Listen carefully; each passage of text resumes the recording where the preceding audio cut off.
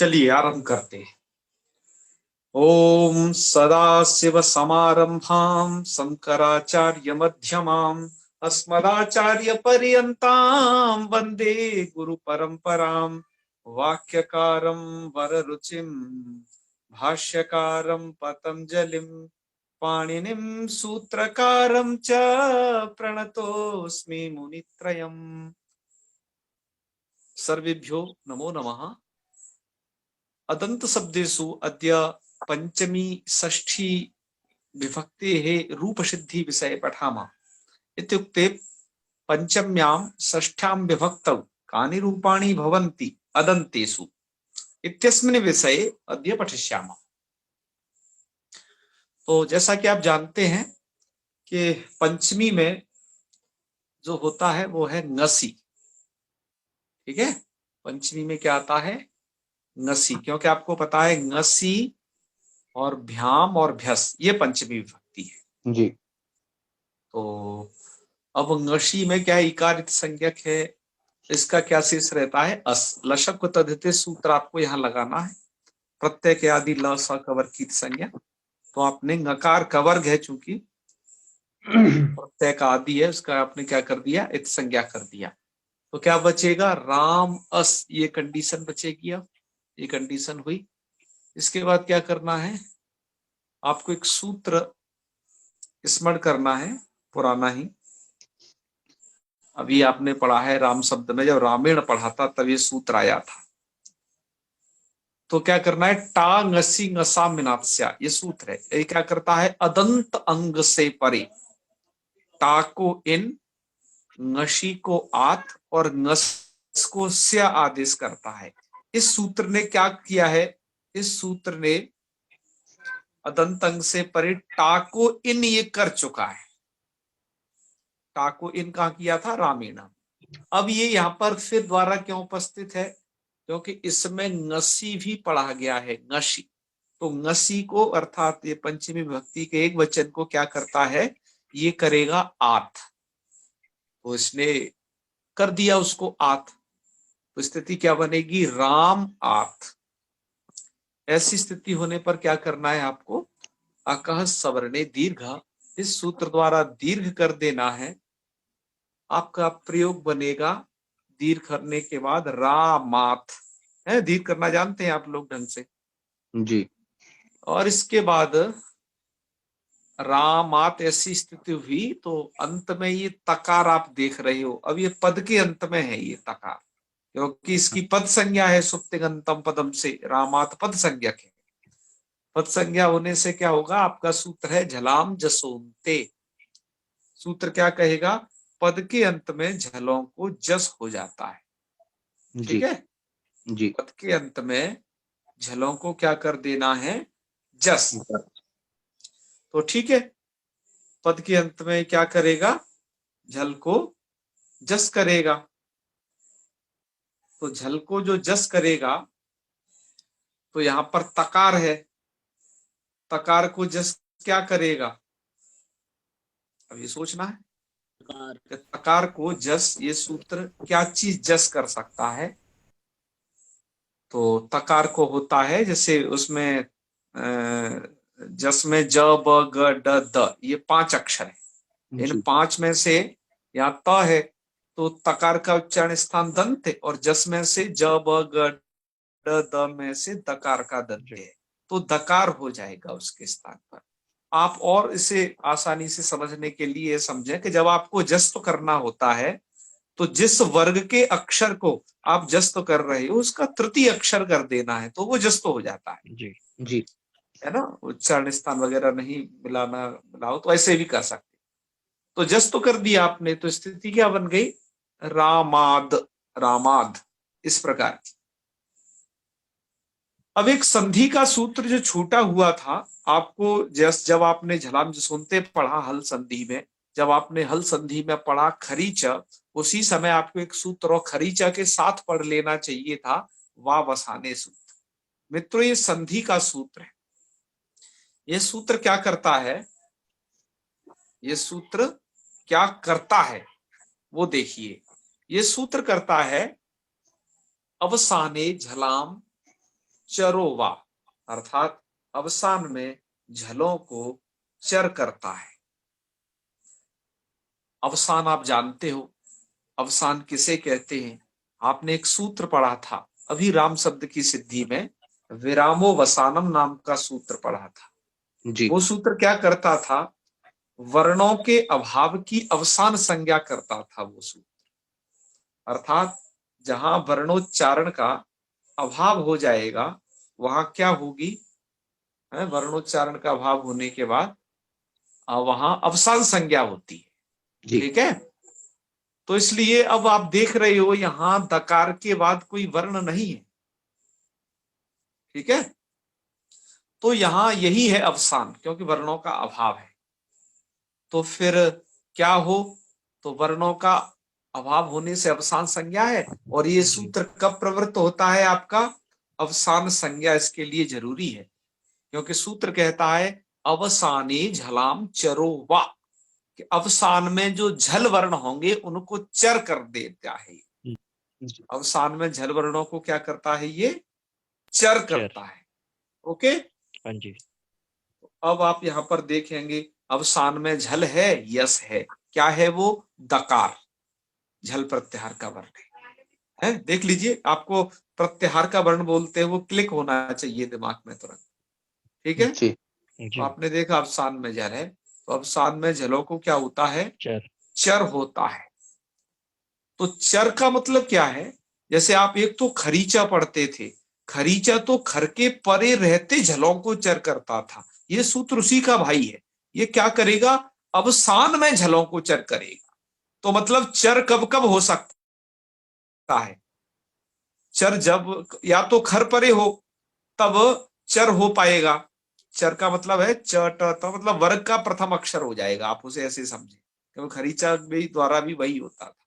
तो या तो खर परे हो या फिर अवसान हो तो चर हो जाएगा। लेकिन दोनों में भिन्नता यह है कि यदि खर परे होता है तो खरीचा से सूत्र के द्वारा जो चर तो है वो है, आपने चर संधि जो पढ़ी थी, वो नित्य होता है चर।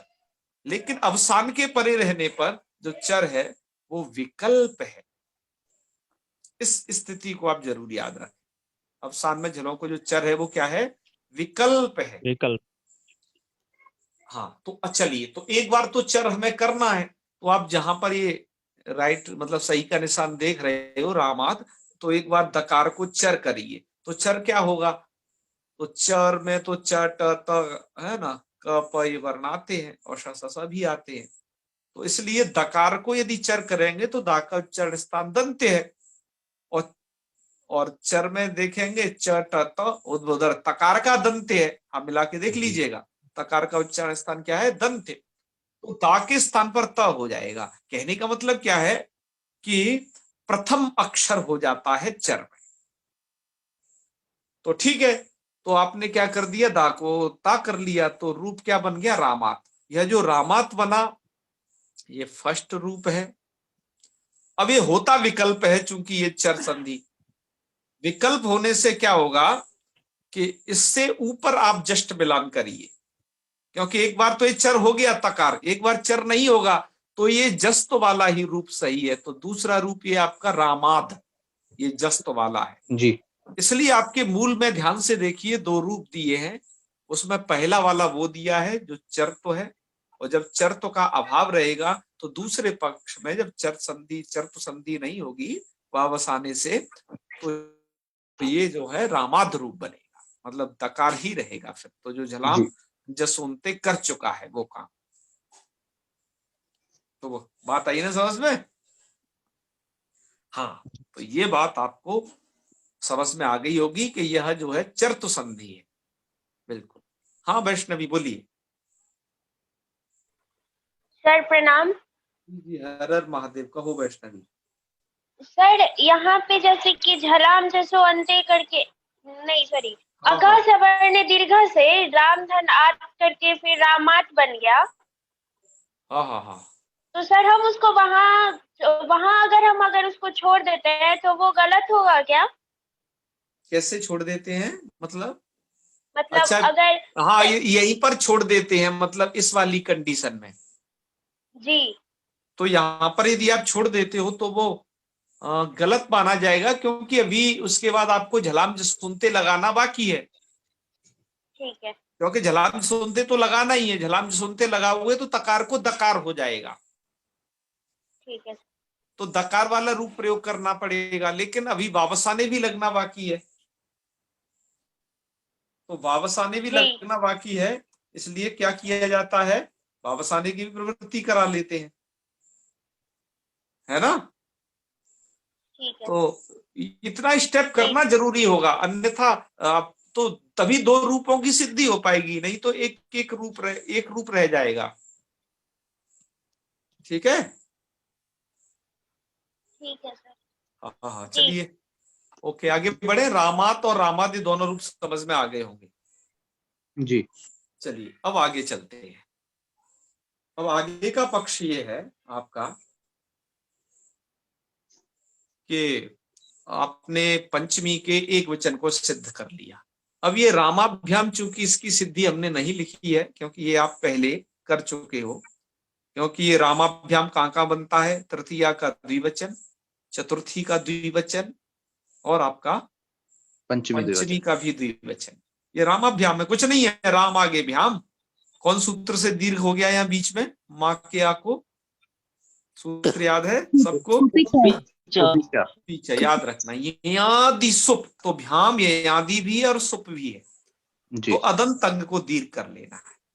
ठीक है, चलो रामाभ्याम बन गया। अब रामेभ्य भी आप पढ़ चुके हो, क्योंकि चतुर्थी विभक्ति का बहुवचन क्या है, रामेभ्य, तो वहां पर क्या करना होता है, राम आगे भ्यस। अब ये बहुवचन है, आपका ध्यान रखिए, ये क्या है, बहुवचन। तो बहुवचन होने से क्या होगा, राम और आगे आपका है भ्यास, फिर कौन सूत्र लग जाएगा ऐसी कंडीशन होने पर, बहुवचन बहुवचने झल्ले। बहुवचन के लिए स्पेशल है, अदंत अदंत शब्दों के लिए ध्यान रखना, केवल अदंतों में प्रवृत्त होगा। तो सूत्र ये कहता है, बहुवचने झल्ले झलादि बहुवचन सुप यदि पर है तो अदंत अंक को एकार हो जाता है। तो राम भ्यस्त, अदंत अंक को एकार, रामेभ्यस, और सकार को रुत्व विसर्ग, तो क्या बन जाएगा, रामेभ्यः। ये अभी तक आपने जो रूप पढ़े मित्रों, ये सब पंचमी विभक्ति के रूप पढ़े आप। ठीक है, पंचमी विभक्ति आपकी होती है कंप्लीट। अब आइए षष्ठी विभक्ति में प्रवेश करते हैं। षष्ठी विभक्ति क्या है, नस ओस आम इति षष्ठी। नस एक वचन में है, ओस द्विवचन में है, और आम बहुवचन में है। तो चलिए, जब आपको एकत्व की विवक्षा है और संबंध की विवक्षा है और पुंस्त की विवक्षा है, पुंस्त और एकत्व संबंध की विवक्षा होने पर राम शब्द से आप लाएंगे नस, षष्ठी का एक वचन। एक वचन लाए नस, इसका क्या किया आपने, नकार की संज्ञा यही करेगा, लसक को तदते जो आपको ngसी में किया था, तो फिर इसका अस बचेगा, तो स्थिति होगी राम अस। ठीक है जी। क्या स्थिति होगी, राम अस। ऐसी स्थिति होने पर आपको फिर वही सूत्र लगाना है। ये सूत्र 3 जगह लगता है अदंत शब्दों में। अदंत अंग हो तो वो टा को इन करता है, ngसी को आत करता है, और ngस को स्या करता है। तो क्या कर देगा ये, यहां पर ngस को स्या कर देगा। तो ngस को मतलब नकार की संज्ञा होने के बाद जो अस बचा है उसको ये कर देगा स्या, तो इसने स्या कर दिया, तो स्थिति बन जाएगी राम स्या, मिला देंगे रामस्य, क्या रूप बन जाएगा, पूछ रहे हैं, रामस्य बन जाएगा ना। चलो ये पूछ रहे हैं, इनको अभी हम बताते हैं। पहले हम एक प्रश्न कर ले कि रामस्य में ये क्यों नहीं लगेगा, क्या बोलते हैं, दीर्घ करने वाला सूत्र कौन है, आकाशवर्णे दीर्घः। सुपीच सुपीच सुपीच। सुपीच लगेगा कि नहीं लगेगा, कि नहीं, क्यों नहीं लगेगा, आप बताएं, थोड़ा सोचें आप लोग। अलाश्रय विधि है। नहीं नहीं, सुपीच वो क्या कहता है, यहाँ भी सुप परे रहते दंत अंग को दीर्घ होता है, मतलब उसमें सुप तो आ जाएगा, तो यहाँ भी है कि नहीं ये चेक करो सबसे पहले। नहीं ये याद ही नहीं है ना। हाँ, वो ययादि नहीं है, सुप्त तो इसमें संभव है, लेकिन जी। ये ययादि नहीं है, मतलब यह प्रत्याहार में नहीं आता। यह तो जी। छोटा प्रत्याहार है ना, हैवरट जी। के या से लेकर के जवे के यहाँ तक बनेगा, यहाँ और तक। सकार नीचे सस्वर में चला जाता है, नीचे जी। है। जी। हाँ, वैसी चीजों को मन में सोचना है कि पाणिनि जी के जो नियम है वो एक्यूरेट है, वो उनकी जगह फिक्स है, वहीं लगेंगे, अन्यत्र प्रवृत्त नहीं हो। जी। तो इसलिए आपको सोचना है इसको, ठीक है। तो जी। रामस्य प्रयोग बन जाएगा। हाँ पुरुषोत्तम जी, अब आप कहिए, आपकी क्या समस्या है। जी नमो नमः। जी नमो नमः। भैया ये आपने ग का इत संज्ञा किया, तो जब पहले ही सूत्र प्रयुक्त है कि जब गस को से करता है तो फिर यहाँ पे लोप इत संज्ञा करने की क्या आवश्यकता है? हाँ, मैं वही आपको बताना चाहता हूँ, और कई बार मैं बताया भी हूँ, सुमित जी ने भी पूछा है कि जब भी आपको व्याकरण में कोई भी शास्त्रीय कार्य करने हैं, वो अनुबंध हटा करके ही किए जाते हैं, ये सिद्धांत है। अतः इस जी सिद्धांत का हम अक्षरशः अनुपालन करते हैं। और जब पाणिनि जी भी ये कहते हैं कि वो टाको इन गसी को आद गस को से, तो वहां पर ये चीज उसमें रहती है कि अनुबंध हटा करके जो टा का आ बचेगा उसको इन, ठीक है जी ना। हाँ, जी अनुबंध हटाकर, अनुबंध हटाना है उनका, क्योंकि अनुबंध तो किसी कार्य के लिए जोड़े गए हैं। जी आप देख रहे हो ना, अनुबंधों का जो आसंजन किया गया है, अनुबंध जो रखे गए जी हैं, वो तो किसी कार्य जी हेतु जी जोड़े गए हैं। नहीं तो इस वस्तु जी स्थिति क्या है, देखो जस और सस का भी क्या बचता है, अस अस बचता है। जी और आपने देखा कि ngसी और ngस का भी क्या बचता है, अस अस। जी देख रहे हो ना। जी जी तो ये अब ये चार असस एक जैसे हो जाते पाणिनि जी ने ऐसे पढ़ते तो, लेकिन उन चारों जी जगह पर, अर्थात प्रथमा का बहुवचन, द्वितीया का बहुवचन और पंचमी षष्ठी का एक एक वचन, इन जगह जी कार्य उनको अलग अलग करने हैं पाणिनि जी को, ठीक है ना। इसलिए वो क्या करते हैं, जी अलग अलग अनुबंध जोड़ते हैं। तो अनुबंध जी हटा करके ही कार्य किए जाते हैं, आप सर्वथा देखना इसे, यही जी प्रक्रिया, ठीक है। जी जी हाँ बिल्कुल बिल्कुल। चलिए, तो फिर आगे बढ़े। अब आपने षष्ठी का एक वचन समझ लिया है, अब इसके आगे चलते हैं, षष्ठी के एक वचन से आगे आइए। अब द्विवचन में चलते हैं। द्विवचन में कुछ थोड़ा सा कार्य है।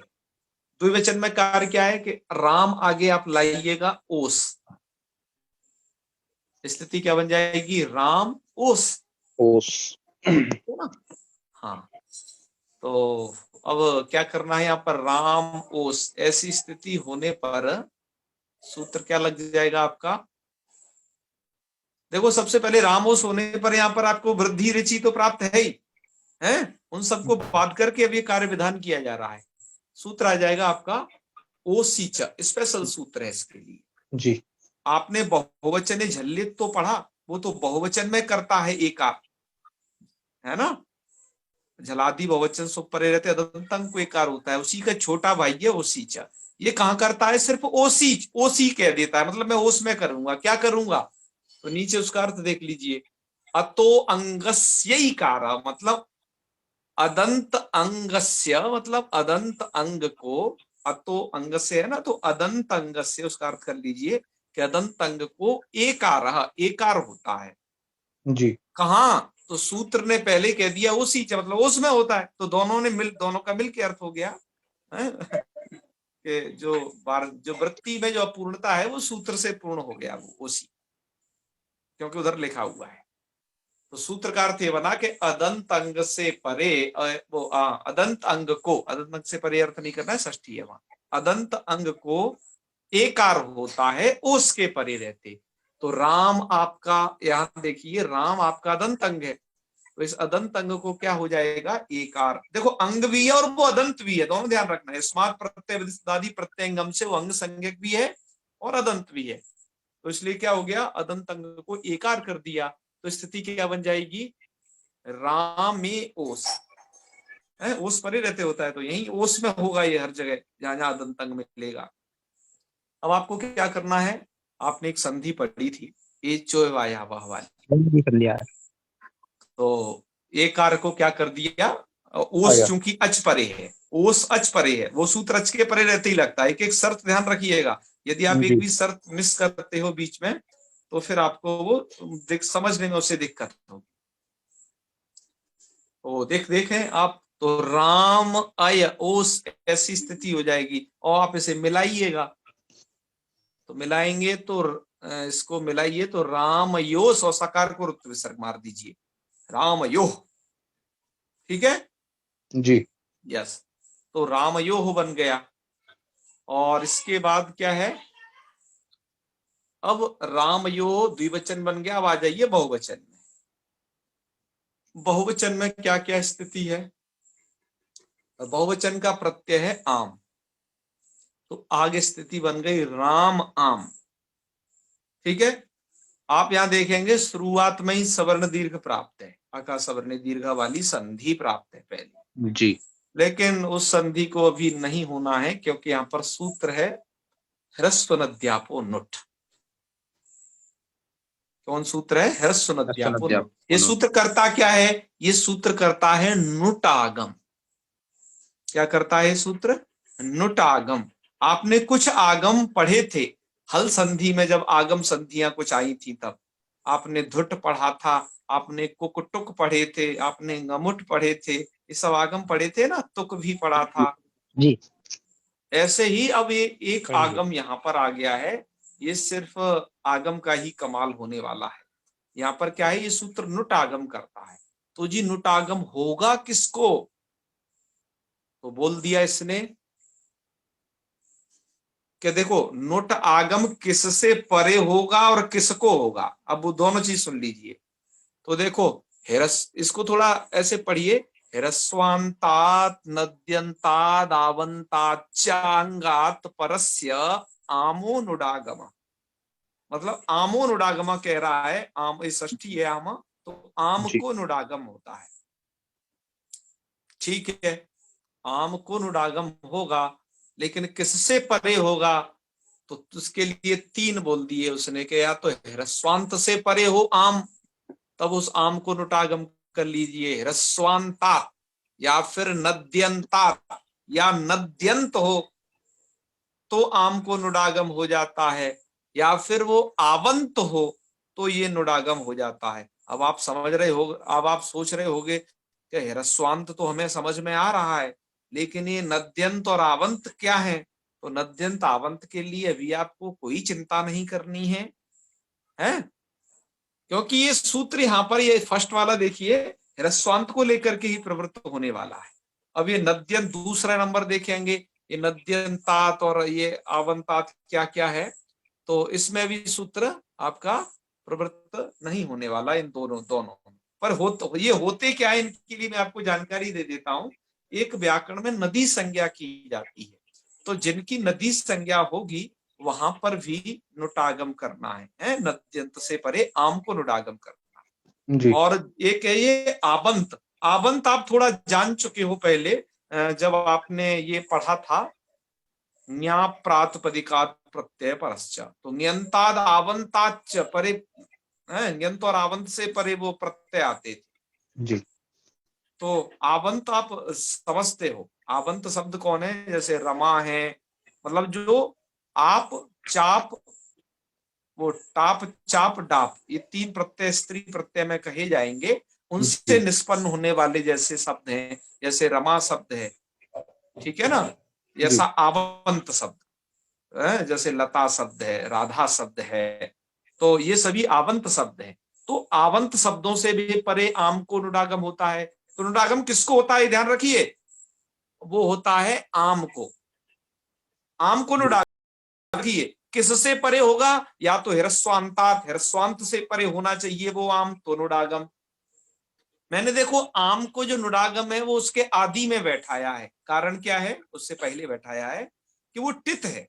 टित होने से आपको एक सूत्र हमेशा स्मरण रखना है, आद्यन्तौ टकितौ जी। जो आगम टित होते हैं वो आदि में बैठते हैं, और जो आगम कित होते हैं वो अंत में बैठते हैं। ऐसा व्याख्यान हमने आपको वहां बता चुके हैं आद्यन्तौ टकितौ सूत्र पर।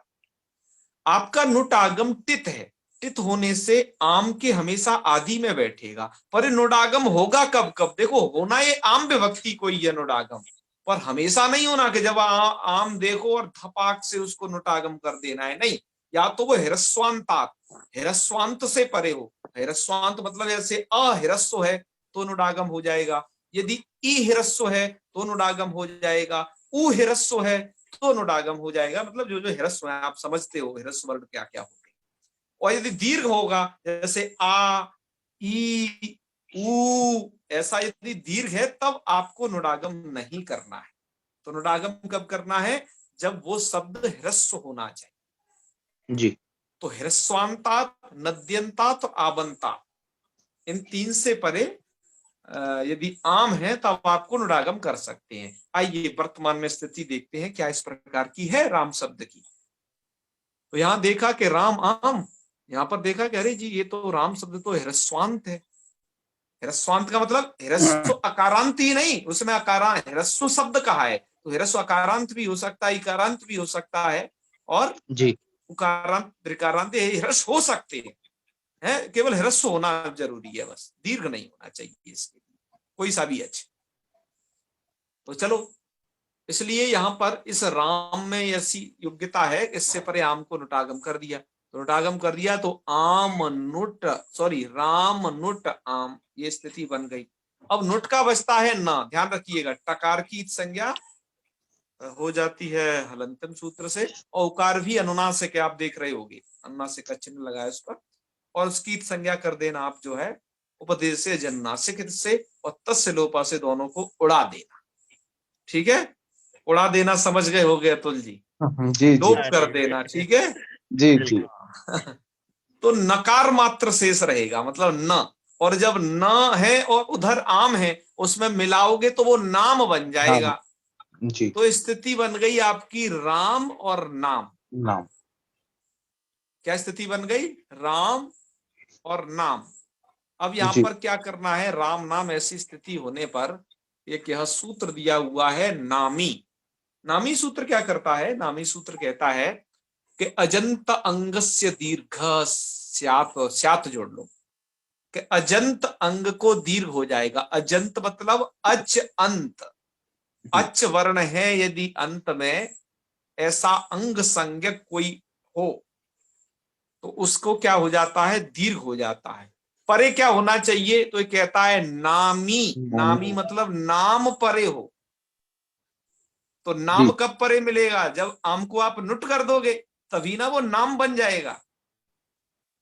जैसे यहां पर बन गया है ये नाम, आप देख रहे हो, हमने आपने आम को नुडागम कर दिया तो वो क्या हो गया? नाम बन गया। तो नामी सूत्र कब लगेगा? कि जब नामी अर्थात नुट सहित आम पर में हो। तो ठीक है, अदंत अंग को आपने क्या कर लिया? दीर्घ, और अदंत नहीं, सॉरी गलती से अदंत मत कहना जी, है ये बहुत गलती हो जाती है मेरे से, अजंत कहना। अजंत और अदंत दोनों में फर्क क्या है हो जाता है कि अदंत कहोगे तब तो अकार मात्र गृहीत होगा, और अजंत कहोगे तो अच प्रत्याहार थोड़ा बहुत बड़ा है, उसमें 9 अक्षर आ जाते हैं। ठीक है ना?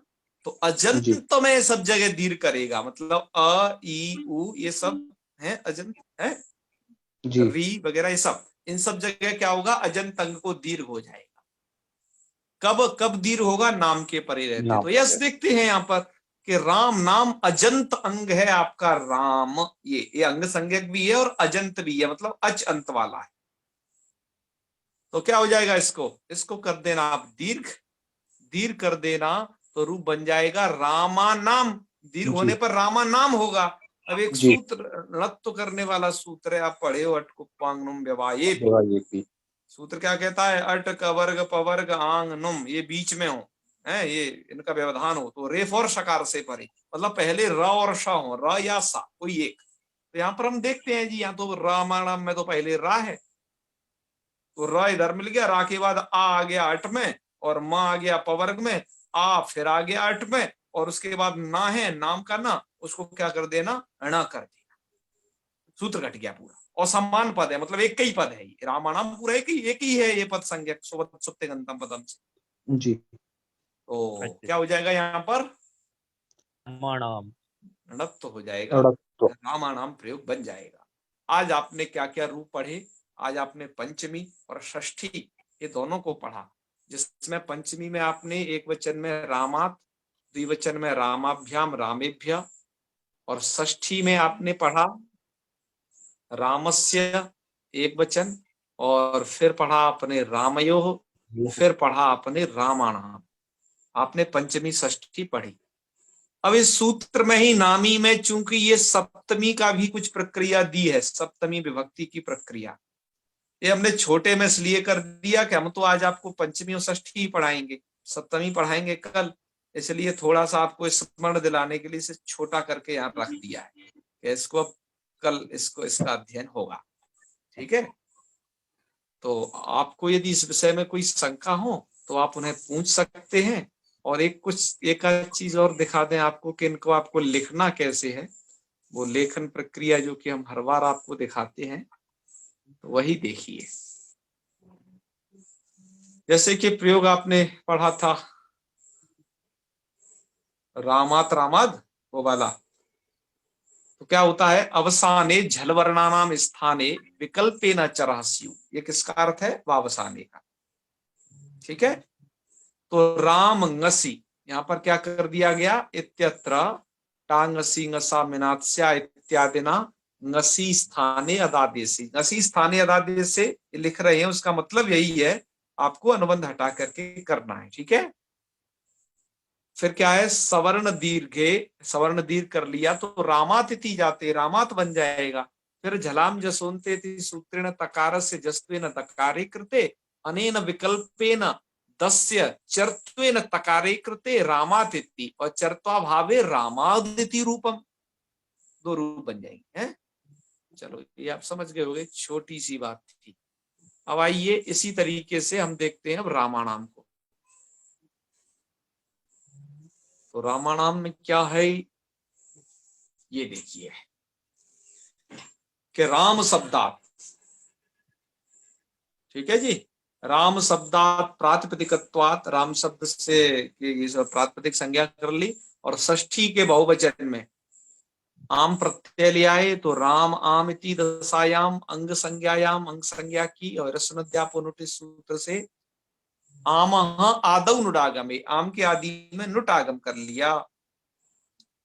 अनुबंध लोप पे अनुबंध लोप कर लिया तो राम न आम, ऐसी स्थिति होगी। इति स्थितौ, अब नामीति सूत्रेण मकारोत्तरस्य अकारस्य दीर्घे, नामी सूत्र से मकारोत्तरवर्ती अकार को क्या हो जाता है? दीर्घ हो जाता है।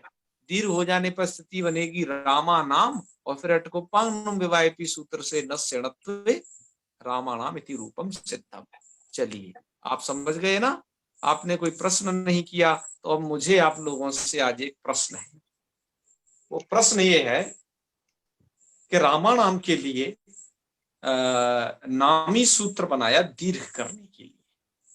ठीक है, मैं यहाँ लिख देता हूं जिससे आपको थोड़ा, यहाँ पर आप किससे दीर्घ करते हो? नामी से आपने दीर्घ किया है। मेरा प्रश्न ये है कि यहाँ पर सुपीच से दीर्घ क्यों नहीं हो सकता है? इसका उत्तर आपको आराम से देना है जब आप इसे पढ़ लें तब, है ना? जबकि सुपीच भी तो दीर्घ करता है, ययादि सुप, तो न तो यह प्रत्याहार में आ जाता है, क्यों जी अतुल जी? आ जाता है ना? जी जी। तो ययादि सुप परे रहते अदंत अंग को दीर्घ, तो अदंत अंग को तो दीर्घ यहाँ वही कर सकता है, क्योंकि वो अदंत ही है। यादि सुप नहीं है, ये तो कार्य हुआ है, आम था ना ये तो। नहीं, सुप तो है ये, जैसे आम सुप है, मतलब जी, सुप जी। प्रत्यय आम है, तो यदि नुट आगम भी हो जाता है, आगम हो जाने से कोई वो अलग नहीं होता है। एक परिभाषा है, यदागमस्तद गुणी भूतास्तद ग्रहणे न गृह्यते, जो जी, जी। आगम जिसको होता है वो तदगुणी भूत होता है, वो उससे अलग नहीं कहा जा सकता है वो सुप ही। ठीक है ना? जी जी जी। तो ययादि भी है, सुप भी है, अदंत को दीर्घ होना चाहिए था। पुरुषोत्तम शर्मा जी इसका उत्तर देना चाहते हैं शायद। हाँ जी पुरुषोत्तम जी कहिए। भैया ये वो सुपीचा जो है वो अदंत अंग को करता है, और हाँ। नामी है जो अजंत अंग को होता है, बस फर्क बस इतना ही है, नामी फर्क और इतना ही है, तो सुपीचा। इसी फर्क को तो हम जानना चाह रहे हैं, अदंत को दीर्घ कर दें। नामी को यहाँ तो बनाना जरूरी नहीं है ना। देखो नामी लगता है अजंत अंगों में, जैसे वही कह रहे कि अच नामी प्रत्याहार, जी अच प्रत्याहार तो आगे बढ़ लंबा है ना। जैसे इकारांत है, इकारांत में आप बनाते हो हरिनाम, हरिनाम में आप दीर्घ हरिनाम जी करने के लिए नामी को जी दर्शा सकते हो, जी क्योंकि वो क्या है, इकारांत है। लेकिन अदंतों में देखो, सुपीचा अदंत में लगता है, तो जी। अदंत में मतलब ह्रस्वकारांत, तो ह्रस्वकारांत के लिए सुपीचा ही पर्याप्त था, तो उससे दीर्घ क्यों नहीं जी। किया? ये प्रश्न है, आप लोगों को इसका उत्तर देना है। मैं आपसे प्रश्न इसलिए पूछा हूं कि आप लोग भी किताब देखते रहे, हमसे ही देखवाते रहते हो ज्यादा से ज्यादा है। बड़े भैया ऐसा तो नहीं है हाँ बताइए। विप्रतिषेधे परम कार्यम, तुल्य बल विरोध विप्रतिषेधे परम कार्यम, तुल्य बल विरोध होने पर कार्य सिद्ध होते हैं, पर ऐसा इन तो नहीं दोनों कहीं? का तो कार्य एक ही है ना। नहीं नहीं। अच्छा आप ये देख अच्छा रहे हैं अच्छा, ना। जी जी जी, हाँ हाँ, ठीक ठीक ठीक। ये है। और जहां जहां अजंत है, अदंत तो वहां होगा ही, पक्की बात है। जी जी मतलब नामी सूत्र है, नामी सूत्र जहां लगेगा पर वो नाम के परे रहते लगेगा, तो सुपीचा भी, पर सुपीचा और जगह भी लग सकता है, क्योंकि वो तो ययादि सुप कहता है मात्र, और ये केवल नाम कहता है कि नाम के परे रहते ही लगूंगा मैं तो। ठीक है, तो थोड़ा सोच समझ के और थोड़ा किताब विताब देख दाख करके आप भी बताइए हैं। जी जी। तो स्वाध्याय हमेशा करते रहिएगा, और मेरी आप लोगों से बस एक ही प्रार्थना है, ठीक है, कि आप कक्षा में प्रतिदिन उपस्थित हो। यदि किसी दिन नहीं हो पाते हैं तो मेहरबानी करके उस वीडियो को देख लें। जी जितने दिन आप अनुपस्थित रह रहे हैं, फेसबुक पर आपको क्या करना है, संस्कृत शिक्षा पेज में उस आप ग्रुप में जाएं, मेरे नाम को आप क्लिक करें।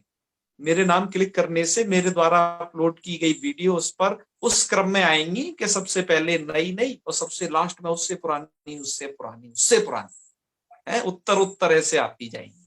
तो आप देख लें आपका कहां से छूटा है, डेट बाई डेट वो होता है उसमें। ठीक है, हाँ जी नवीन जी, हाँ किताब विताब देखते रहिए, जब हमें उत्तर मिल जाएगा तो हम आपको कह देंगे कि आप लोगों में भी कुछ हलचल रहनी चाहिए। तो पढ़ने के लिए बस एक ही चीज की आवश्यकता होती है, मैं आपको फिर बता दूं, कि निरंतरता की। हम लोग क्या है कि अभी तक इस लघु कौमुदी ग्रंथ को पूर्ण करने में इसलिए असमर्थ हो पाए कि निरंतरता नहीं रह पाई। क्यों? कि गुरुजी के पास जाते थे, गुरुजी ने पढ़ाया, बीच में कभी हम भाग गए तो क्या हुआ कि बीच में उतने दिन का जो पाठ डिस्टर्ब हुआ, अब वो आगे जब आए 15-20 दिन बाद वो समझ में नहीं आए, फिर तक गुरुजी चले गए अनुष्ठान करने, जब तक क्या हुआ कि तब पाठ ही गोल हो गया पूरा। तो ये विविध क्रियाएं होती रहती थी, जिसके कारण अध्ययन में केवल निरंतरता जरूरी है और कुछ भी नहीं, जी है जी ना। हमने इसलिए वीडियो को डाउनलोड, इसको हम रिकॉर्ड करना इसलिए शुरू किए कि किसी का पाठ छूटे नहीं भाई। ठीक है ना, जो भी अब फेसबुक पे लाइव करते इसीलिए कि कोई छूटे ना, सब रिकॉर्ड हो जाए। इसलिए नहीं किए कि तुम क्लास में मत आओ, रिकॉर्ड देखे रहो। यहाँ आने से आपको एनर्जी मिलेगी और पॉजिटिव, आपके चेहरे मुझे दिखेंगे तो कुछ 2-4 बातें भी होंगी, जी है ना। जी तो बस यही है, अध्ययन कोई बहुत कठिन बात नहीं है। अध्ययन में तो सिर्फ इतना है, नहीं मेधा जी ये नहीं है। मेधा जी तो तुक्का मारा है ना। अध्ययन में सिर्फ एक ही बात है, निरंतरता। और ये निरंतरता आपको संधि तक आपने रख ली तो आप समझ लीजिए, मैं आपसे पहले ही कह चुका हूं कि आप 60% वैयाकरण तो बन चुके हो।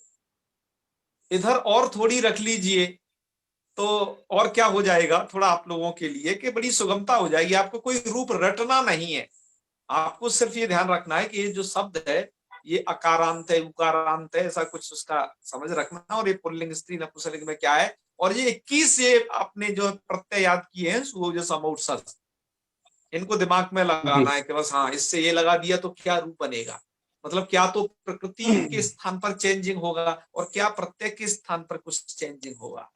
ठीक है, ये थोड़ा रखना है, कभी कोई चेंज नहीं होता है, आप देख रहे हो अकारांतों में सबसे ज्यादा चेंजिंग है, इसके बाद आपको आगे ज्यादा नहीं मिलेगी। हलंत जो है ना, हलंत जो शब्द होते हैं, जैसे एक वाच शब्द है, जैसे सरित शब्द है, एक भगवत शब्द है जिसका भगवान रूप बनता है, जगत शब्द है। ये हलंत शब्द तो अत्यंत सरल है, आपको कुछ नहीं करना है, ये विभक्तियां बस वहां लगानी है। जो भी दिक्कत है अजंतों के साथ दिक्कत है, अजंतों में भी अकारांत शब्द के साथ सबसे ज्यादा दिक्कत है, जो आप सबसे पहले ही फेस कर रहे हो, है ना। इसके बाद तो नहीं है सच में। आप इसे, मैं इसलिए नहीं कह रहा हूं आपको लुभा रहा हूं कि अरे बड़ी बड़ी बातें अभी बता रहे हैं कि यही है। मैं सच्चाई आपको बता रहा हूं, ये सच्चाई है। इस सच्चाई से आपको अवगत होना पड़ेगा, दूसरों को बताना पड़ेगा, है कि शुरुआत में ही करे राम शब्द इतने दिनों में सिद्ध हुआ, औरों की क्या कहानी, अभी तो बहुत सारे डरे हैं। तो ऐसी बात नहीं है, आगे तो पंथा सरल है, बस इसी में आपको अच्छे से मेहनत करनी है। जैसे आपने संज्ञा प्रकरण के अंतर्गत माहेश्वर सूत्रों को ढंग से और प्रत्याहार को, और उसके बाद आपने जाना सवर्ण संज्ञा किस किसकी आपने उच्चारण स्थान अभ्यंतर जाने ना, फिर आपने अचसंधि में शुद्धि उपास्य जैसे मतलब संधियों को प्रमुख रूप से समझा है, उसमें यण संधि ज्यादा, यण संधि और आदि संधि में बस थोड़ी सी दिक्कत हुई थी, इसके बाद तो सरल सरल हो गई थी सब चीज। ऐसे ही हल संधि में आपने जस्तु संधि को, सॉरी सबसे पहले थी श्चुत संधि को और अष्टुत संधि को थोड़ा समझने में दिक्कत हुई, फिर धीरे धीरे आपको शॉर्ट हो गया। ऐसे ही इस प्रकरण का भी आरंभ में राम शब्द है अकारांत, इसको समझने में बस आपको थोड़ा बहुत ये है, आप उसको यहाँ पर इस वीडियो को तो रोज देखते ही हैं, उसके बाद मौका मिले तो एक बार और देखें, क्योंकि ये सब अपलोड होती ही हैं, और हो सके तो किताब विताब भी रखें, प्रश्न करें। और मैं आपको बता चुका हूँ, किसी को शिष्य शिष्या जरूर बना लीजिए कि आप उन्हें पढ़ा पाए, अपनी किसी चीज को बता पाए, ठीक है। हाँ, नहीं तो मैं आपको एक और पंथा बताया हूँ, जिसको हर बार इसलिए बताता हूँ कि आप भूले ना उसे, ठीक है ना। हर बार इसलिए बताता हूँ कि भूले ना आप उसे, प्राय भूल जाते हैं। एक और बात बता चुका हूँ कि जो थोड़ा एकाकी टाइप के हैं वो क्या कर लें कि वो अपना पांडुलिपि बना ले, मतलब एक ग्रंथ लिख लें, है ना, डायरी बना लें, उस पर लिख डालें सब कुछ। हमारे मित्र थे साथ में, उस ट्रिक को अपनाते थे।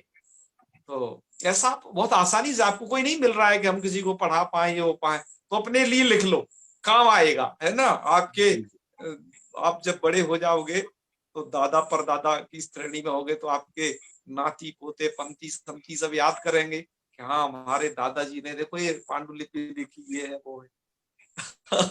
और सबसे बड़ी बात, संस्कृत को पढ़ने से धर्म होता है, आपका मन इधर लगा रहेगा, ठीक है। तो आज के लिए इतना ही रखते हैं, शायद कोई प्रश्न नहीं होगा, है शायद। अब कल करते हैं, कल हम सप्तमी विभक्ति को करेंगे, और भी कल बहुत सारी चीजों को सोच रखा है, क्या क्या कैसे। तो चलें फिर, है समापन करते हैं। ओम सर्वे भवन्तु सुखिनः, सर्वे सन्तु निरामयाः, सर्वे भद्राणि पश्यन्तु, मा कश्चित् दुःखभाग् भवेत्। ओम शांति शांति शांति। सर्वेभ्यो नमो नमः। शुभ रात्रि। नमो नमः। हर हर महादेव। शुभ रात्रि गुरु जी। प्रणमामि।